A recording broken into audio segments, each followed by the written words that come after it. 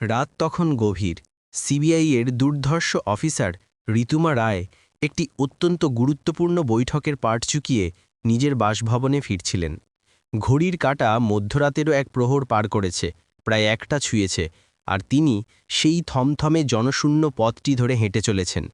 পথ চলতে চলতে যখন তিনি এমন এক অন্ধকার মোড়ে এসে দাঁড়ালেন, ঠিক তখনই দেখতে পেলেন রাস্তার মাঝখান জুড়ে এক পুলিশ ইন্সপেক্টর অভ্র এবং তার দুই কনস্টেবল দাঁড়িয়ে আছেন। রাতের এই নিস্তব্ধ প্রহরে এমন এক আকর্ষণীয় ও তরুণী নারীকে একাকী তাদের দিকে এগিয়ে আসতে দেখে পুলিশ বাহিনীটি যেন এক গোপন উল্লাসে তাকে অভ্যর্থনা জানাতে অস্থির হয়ে উঠল। হঠাৎ ইন্সপেক্টর অভ্র পথের মাঝখানে এসে দাঁড়ালেন এবং ঋতুমা রায়ের গতিরোধ করে তাকে ওপর থেকে নিচ পর্যন্ত তীক্ষ্ণ দৃষ্টিতে পর্যবেক্ষণ করতে থাকলেন। ঋতুমা রায়ে যখন তাকে অতিক্রম করে সামনে এগোতে লাগলেন, তখন ইন্সপেক্টর অভ্র এবং তার সহকারী পুলিশকর্মীরা তার অনুসরণ করতে শুরু করলেন। চারদিক জুড়ে নৈশ আধার পুরোপুরি বিরাজ করছিল এবং ঋতুমা রায়ের হৃদস্পন্দন দ্রুত হচ্ছিল। অকস্মাৎ ইন্সপেক্টর অভ্র দ্রুতবেগে তার পিছন দিক থেকে কাছে এলেন এবং ঋতুমা রায়ের বাহু চেপে ধরে জিজ্ঞেস করলেন, হ্যাঁ ম্যাডাম, কোন দিক থেকে আসছেন আর আমাদের সঙ্গে আলাপ না করেই প্রস্থান করছেন? সেই তিনজন পুলিশ সদস্যের মুখমণ্ডলেই এক বিশেষ মাদকতা ফুটে উঠেছিল। ঋতুমা রায় জানালেন, সেটি ছিল একটি খুব জরুরি কর্তব্য, সেখান থেকেই আমি নিজের বাড়িতে ফিরছি। হঠাৎ ইন্সপেক্টর অভ্র ঋতুমা রায়ের কেশগুচ্ছ ধরে নিজের দিকে আকর্ষণ করতে করতে বললেন, আমাকে জানাবেন নাকি যে সেই প্রয়োজনীয় কাজটির স্বরূপ কী ছিল? ঋতুমা রায় উত্তর দিলেন, সেটি ছিল একটি অত্যাবশ্যক বৈঠক। মুহূর্তেই তিনজন পুলিশ সদস্য হেসে উঠলেন। ইন্সপেক্টর অভ্র মন্তব্য করলেন, এই প্রহরে আবার কেমন প্রকারের সভা? এরপরে যিনি বললেন, আমাদের সাথেও বরং একটি আলোচনা সেরে নিন। হঠাৎ ইন্সপেক্টর অভ্র ঋতুমা রায়ের হাত প্রচণ্ড শক্তিতে টেনে ধরলেন এবং সেখানে তার পোশাকটি ছিন্ন করে দিলেন। এইবার ঋতুমা রায় নিশ্চিত হলেন যে তার সঙ্গে কোনো অশুভ ঘটনা সংঘটিত হতে চলেছে। তিনি আস্তে আস্তে পিছনের দিকে যেতে শুরু করলেন এবং ইন্সপেক্টর অভ্র তার দিকে এগিয়ে আসতে থাকলেন। এইভাবে চলতে চলতে যখন ইন্সপেক্টর অভ্র তাকে পাকড়াও করার জন্য তার দিকে আক্রমণ করলেন, তখন ঋতুমা রায় অকস্মাৎ দ্রুতবেগে ছুটতে শুরু করলেন আর ইন্সপেক্টর অভ্র দ্রুততার সঙ্গে তার পশ্চাৎধাবন করলেন।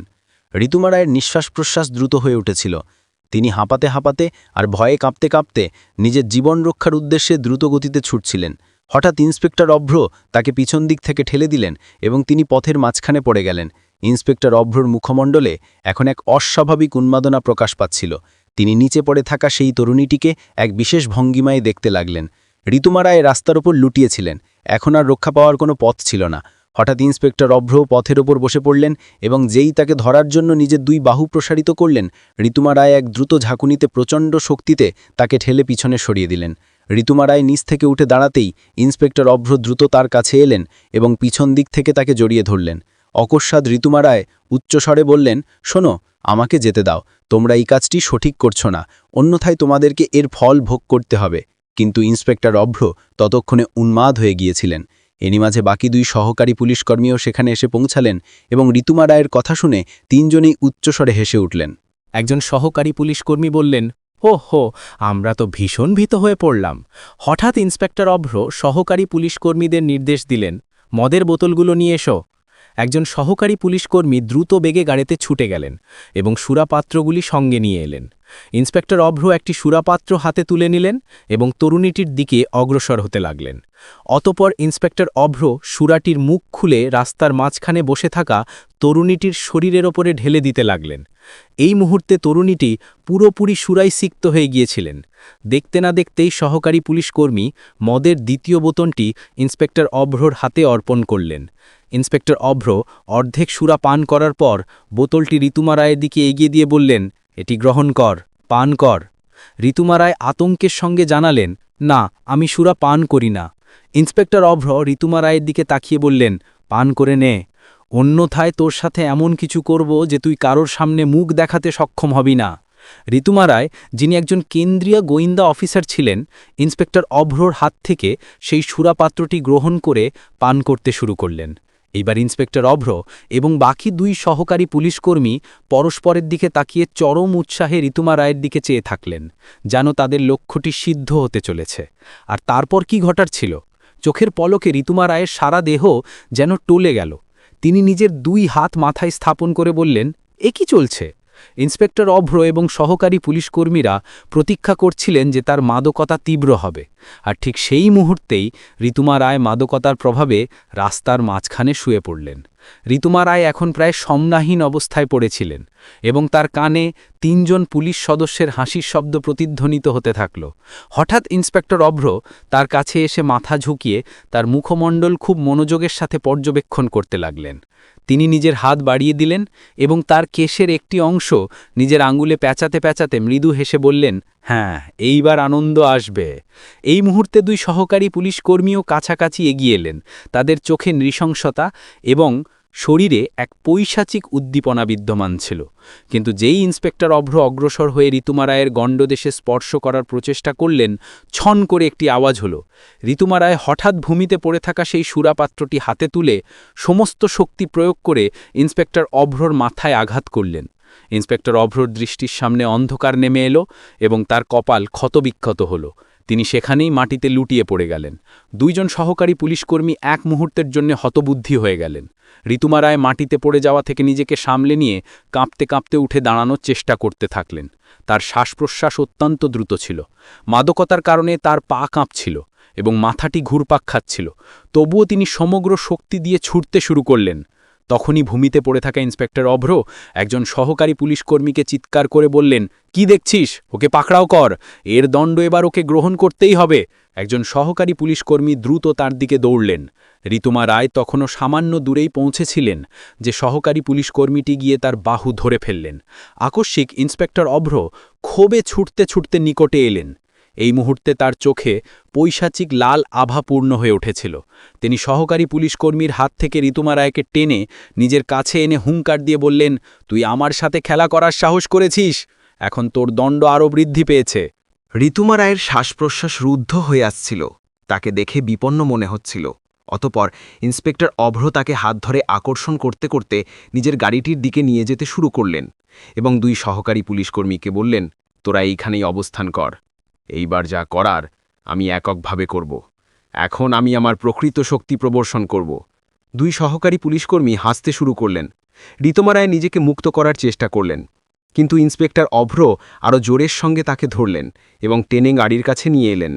ঋতুমা রায় উপলব্ধি করলেন যে এইবার তার সঙ্গে কোনো মন্দ ঘটনা ঘটতে চলেছে।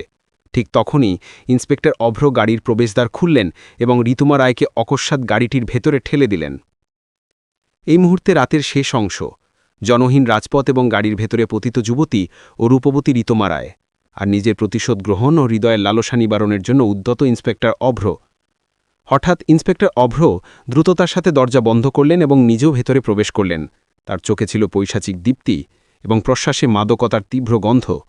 তিনি অগ্রসর হয় ঋতুমা রায়ের ঠোঁটের নিচে শক্তভাবে চেপে ধরলেন এবং হুঙ্কার দিয়ে বললেন, এইবার দেখি তোর অহংকার কোথায় বিলীন হয়। তুই আমাকে সকলের সম্মুখে অসম্মান করেছিস, এখন তোর আর্তনাদি আমার বিজয়ের ধ্বনি হবে। ঋতুমা রায়ের চোখে অশ্রু ছিল আর ওষ্ঠে এক দৃঢ়তাযুক্ত কম্পন। তিনি নিজেকে এক কোণে সংকুচিত করতে লাগলেন এবং যেই ইন্সপেক্টর অভ্র আক্রমণ করতে উদ্যত হলেন, ঠিক তখনই ঋতুমা রায়ের দৃষ্টি সামনের ড্যাশবোর্ডের উপরে পড়ল। সেখানে একটি দীর্ঘ দণ্ড সদৃশ টর্চলাইট রাখা ছিল। ইন্সপেক্টর অভ্র ঝুঁকে তার মুখমণ্ডল স্পর্শ করার চেষ্টা করলেন, কিন্তু ঋতুমা রায় সমগ্র শক্তি প্রয়োগ করে সেই টর্চলাইটটি উঠিয়ে নিলেন এবং সরাসরি তার হনুদেশের উপর প্রহার করলেন। ইন্সপেক্টর অভ্র এক ভীষণ আর্তনাদ করে পিছনে সরে গেলেন এবং তার মুখমণ্ডল রক্তে রঞ্জিত হয়ে গেল। ঋতুমা রায় এক পলকও দেরি না করে গাড়ি দরজা খুললেন এবং পাগলের মতো ছুটতে শুরু করলেন। রাতের নীরব রাজপথে তিনি খালি পায়ে দৌড়াচ্ছিলেন। পিছনে ইন্সপেক্টর অভ্র উন্মত্তের ন্যায় কটু কথা বলতে বলতে তার পিছু ধাওয়া করতে লাগলেন। ঋতুমা রায়ের নিঃশ্বাস প্রশ্বাস দ্রুত চলছিল এবং তার পায়ের পাতা আহত হয়ে গিয়েছিল। তখনই পেছন দিক থেকে ইন্সপেক্টর অভ্রর গম্ভীর কণ্ঠস্বর ভেসে এলো, দৌড়াতে থাক, কিন্তু আজ তুই আমার কবল থেকে রক্ষা পাবি না। তিনি উন্মত্তের ন্যায় সেই যুবতী ঋতুমা রায়কে আটকানোর উদ্দেশ্যে পশ্চাৎধাবন করছিলেন। ঋতুমা রায় চারদিকে দৃষ্টি দিলেন এবং রাজপথের এক প্রান্তে একটি প্রাচীন তোরণ দেখতে পেলেন। তোরণটি অর্ধেক উন্মুক্ত ছিল এবং অভ্যন্তরে কি বলি অন্ধকার।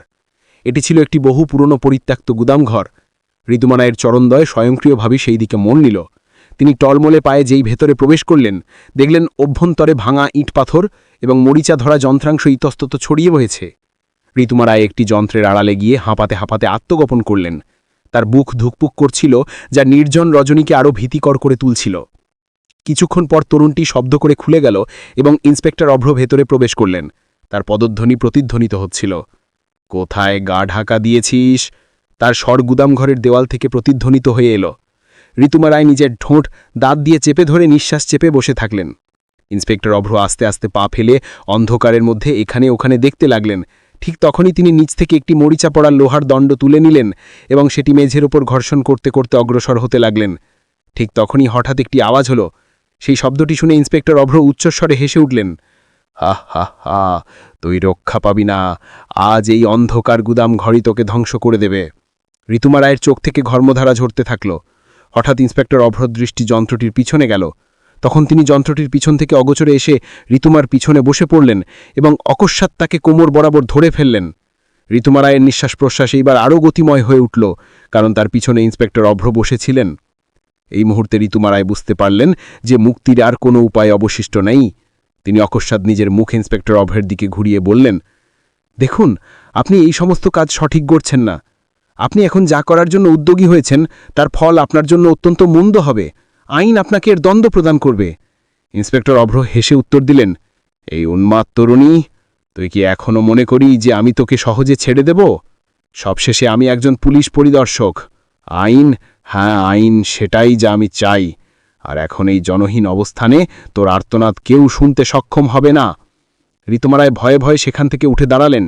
এবার ইন্সপেক্টর অভ্র কাছে এসে তার শরীরের সুগন্ধ গ্রহণ করতে লাগলেন। অকস্মাৎ ঋতুমা রায় এক দ্রুত ঝাঁকুনিতে ইন্সপেক্টর অভ্রকে গুচণ্ড শক্তিতে পিছনে ঠেলে দিলেন এবং গুদামঘর থেকে বাইরে চলে এলেন এবং দ্রুততার সাথে পুনরায় ছুটতে শুরু করলেন। কিন্তু তিনি তখনও সামান্য দূরেই পৌঁছেছিলেন যে সম্মুখে রাজপথেই সেই দুইজন সহকারী পুলিশকর্মী পথ অবরোধ করে তার সামনে দাঁড়িয়েছিলেন। ঋতুমা রায় ঘুরে গেলেন এবং অন্যদিকে পালিয়ে যেতে চাইলেন। ঠিক তখনই সেই দিক থেকে ইন্সপেক্টর অভ্র ছুটে চলে এলেন। এই মুহূর্তে একদিকে দুইজন সহকারী পুলিশকর্মী দণ্ডায়মান এবং অন্যদিকে নিজের লালসা নিবারণেরই প্রতিশোধ গ্রহণ করার জন্য উদ্যোগী ইন্সপেক্টর অভ্র। ঋতুমা রায়ের জন্য এইবার সমস্ত পথ রুদ্ধ হয়ে গিয়েছিল। তিনি আতঙ্কের সঙ্গে নিজের দুই চোখ বন্ধ করে নিলেন। নিজের দুই হাত নিজের নয়নের উপর স্থাপন করলেন, যেন তিনি পরাজয় স্বীকার করেছেন। আর ঠিক সেখানেই রাজপথের মাঝখানে নিচে বসে পড়লেন। ইন্সপেক্টর অভ্র সজোরে জুতো রাস্তায় ঠুকে হুঙ্কারময় কণ্ঠে বললেন, ওঠ এবং নীরবে নিজেই গিয়ে গাড়িতে শুয়ে পড়, অন্যথায় এখনই রাস্তার উপর তোর সমাপ্তি ঘটিয়ে দেব। ঋতুমা রায় কম্পিত হৃদয়ে আস্তে আস্তে নিজের হাত চোখ থেকে সরিয়ে নিলেন এবং কাঁপতে থাকা স্বরে বললেন, তোমরা মনে করছো তোমাদের কাছে পোশাক রয়েছে, তাই যা ইচ্ছা কাই করতে পারো। তবে মনে রেখো, অত্যাচার কখনো দীর্ঘকাল স্থায়ী হয় না। ইন্সপেক্টর অভ্রর মুখমণ্ডলে এক বিদ্রুপাত্মক হাসি বিস্তারিত হল। ভীষণ সাহসিকতার উপদেশ দিচ্ছিস, কিন্তু আজ এই বাক্যগুলি তোর কোনো উপকারে আসবে না। অকস্মাৎ ইন্সপেক্টর অভ্র বললেন, এভাবে তো বশ্যতা স্বীকার করবে না, দড়ি নিয়ে আয়। একজন সহকারী পুলিশকর্মী ছুটে গিয়ে গাড়ি থেকে একখণ্ড রজ্জু বাইরে নিয়ে এলেন। ইন্সপেক্টর অভ্র নির্দেশ দিলেন, এর হাত এবং পা বেঁধে দে। সহকারী পুলিশকর্মী ঋতুমা রায়ের কাছে বসে তার হাত পা বাঁধতে শুরু করলেন। ঋতুমা রায় মনে মনে ভাবলেন যে যদি আমি আবদ্ধ হই তাহলে আর রক্ষা পাওয়ার কোনো পথ অবশিষ্ট থাকবে না। অকস্মাৎ তিনি ইন্সপেক্টর অভ্রকে বললেন, বেশ, তাই হোক, যা আপনারা প্রত্যাশা করেন আমি তার জন্য তৈরি। এই কথা শুনে ইন্সপেক্টর অভ্র এবং দুইজন সহকারী পুলিশকর্মী উচ্চস্বরে হাসতে শুরু করলেন। অতঃপর ইন্সপেক্টর অভ্র ঋতুমার কাছে এলেন এবং তাকে দেখতে দেখতে বললেন, সাধুবাদ, যদি শুরুতেই বশ্যতা স্বীকার করতেস তাহলে আমাদের এত কিছু তোর সাথে করার প্রয়োজন হতো না। ইন্সপেক্টর অভ্র কাছে আসতেই ঋতুমা রায় নিজের মুখমণ্ডলে এক বিশেষ প্রকারের প্রশান্তি ফুটিয়ে তুললেন, যেন তিনি প্রকৃতপক্ষেই পরাজয় স্বীকার করেছেন। দুই সহকারী পুলিশকর্মীও রসিকতা করছিলেন এবং সম্পূর্ণরূপে তৃপ্ত ছিলেন যে এখন এই তরুণীটি তাদের নিয়ন্ত্রণে এসে পড়েছেন। ইন্সপেক্টর অভ্র সহকারী পুলিশকর্মীর হাত থেকে রজ্জু নিতে নিতে বললেন, এখন তো সে নিজেই প্রস্তুত, তাহলে আর রজ্জুর প্রয়োজন নেই। ব্যাস, সরাসরি গিয়ে গাড়িতে গিয়ে বসে পড়।